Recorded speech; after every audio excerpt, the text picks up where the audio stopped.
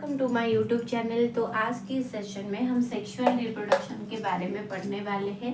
तो प्रीवियस जो सारे सेशन थे उसमें हमने आज सेक्सुअल रिप्रोडक्शन के बारे में पढ़े थे, जो उसका मोड ऑफ रिप्रोडक्शन है, जैसे कि बाइनरी फ्यूजन, फ्रैगमेंटेशन वगैरह वगैरह, उसके बारे में हमने डिटेल में पढ़े थे। तो आज के सेशन में हम सेक्सुअल रिप्रोडक्शन के बारे में पढ़ेंगे। फिलहाल तो इस सेशन में सेक्सुअल रिप्रोडक्शन की ज़रूरत क्या थी, ठीक है, उसके बारे में हम पढ़ेंगे। चलिए शुरू करते हैं आज का सेशन। पहला चीज़ ये होता है कि सेक्सुअल रिप्रोडक्शन होता क्या है।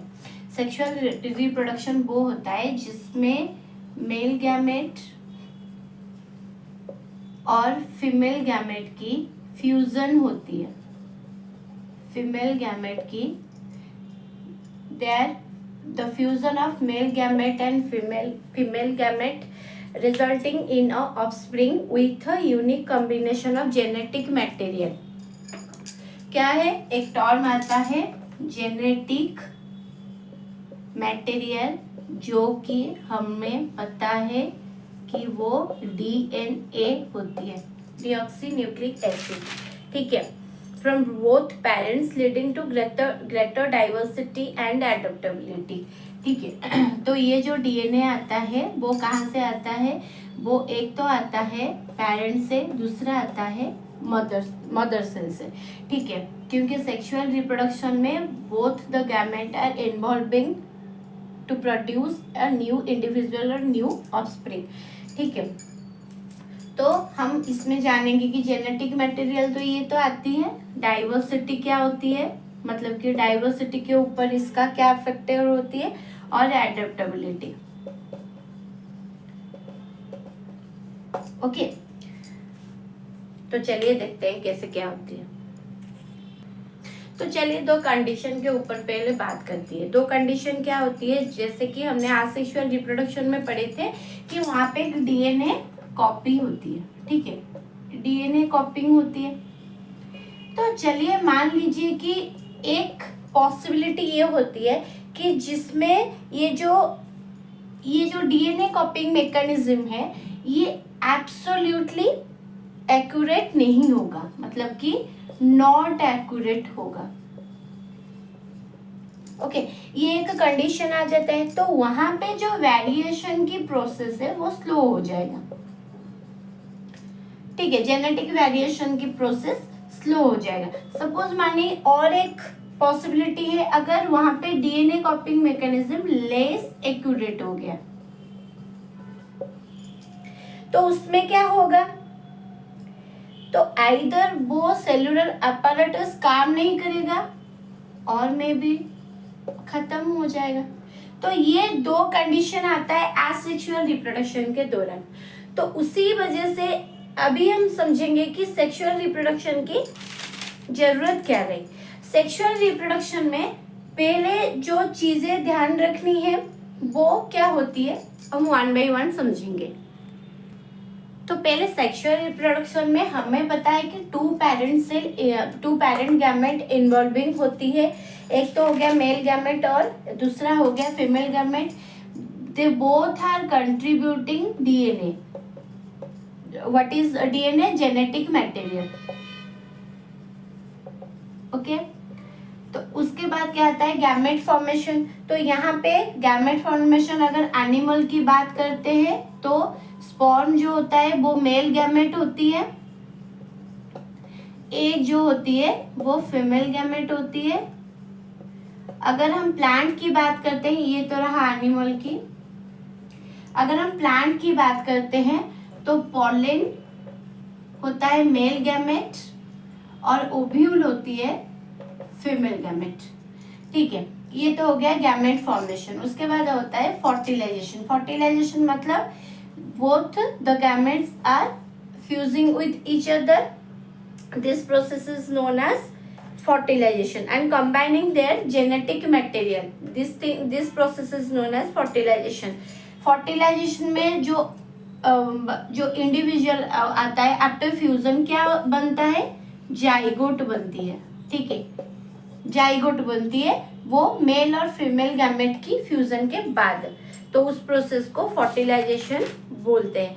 और जेनेटिक वेरिएशन की एक टर्म तो आई थी, तो वो क्या होता है कि यहाँ पे जो ऑफस्प्रिंग होती है वो इनहेरिट करते हैं एक unique combination of genes from both parents, क्योंकि यहाँ पे पेरेंट सेल से भी आती है और जेनेटिक मटेरियल और मैटरनल सेल से भी आती है।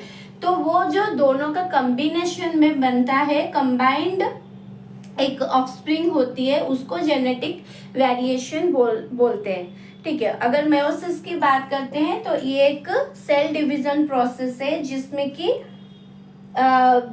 गैमेट फॉर्मेशन होती है। Cell division by gamete formation,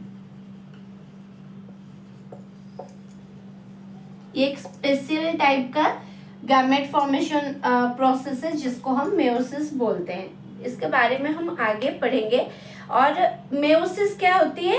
it reduces the number of chromosome in each gamete to half the number found in the parent cell. Suppose human में कितना होता है टोटल? 46। तो ये क्या कर देते हैं ना, हाफ ऑफ क्रोमोसोम करती है। हाफ ऑफ क्रोमोसोम का मतलब क्या होता है?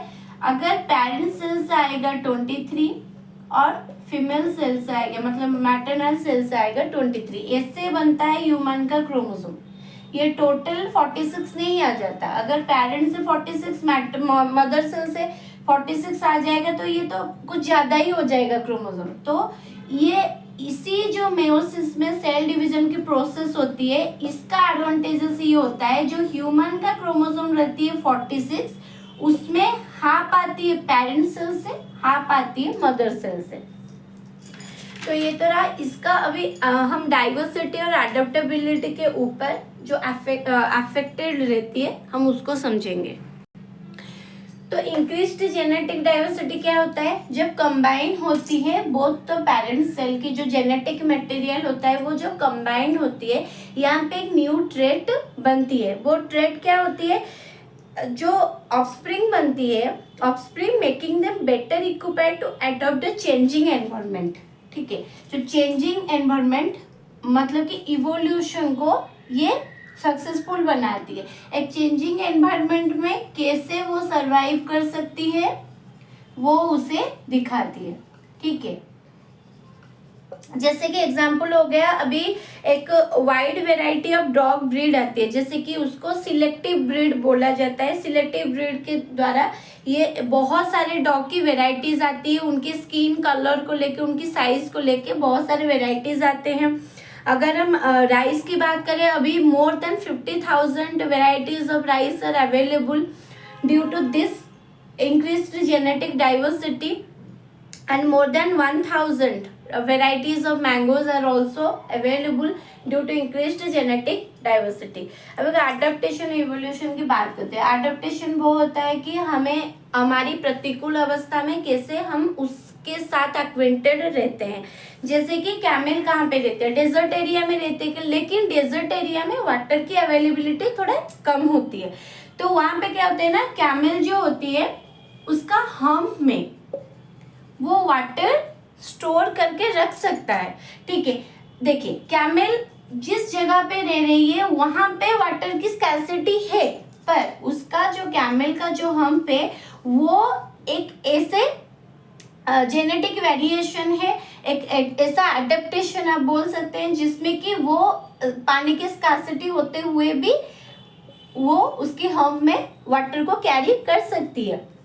और अगर पोलर बियर की बात करते हैं तो पोलर बियर का फर कैसा है? व्हाइट कलर का होगा, क्योंकि वो पोलर रीजन में रह रही है।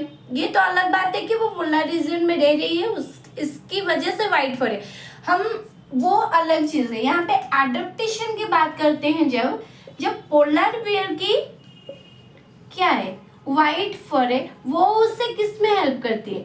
वो उसे कैमोफ्लेज में हेल्प करती है। जैसे कि वो खुद को क्या करती है, आइस के अंदर छुपा सकती है, क्योंकि आइस का कलर व्हाइट रहता है। Due to their white fur they can hide very easily. And अगर चैमेलियन की बात करते हैं तो चैमेलियन तो जो गिरगिट होते हैं वो तो रंग बदलते ही रहते हैं प्रेडेटर से अपने आप को सुरक्षित रखने के लिए। तो ये तो रहा कि आज हमने समझे कि कैसे असेक्सुअल रिप्रोड्यूस क्यों होती है, उसका जो इम्पोर्टेंस क्या होती है। तो अगले सेशन में हम सेक्सुअल रिप्रोडक्शन के बारे में, फ्लावरिंग प्लांट में कैसे होते हैं उसके बारे में पढ़ेंगे।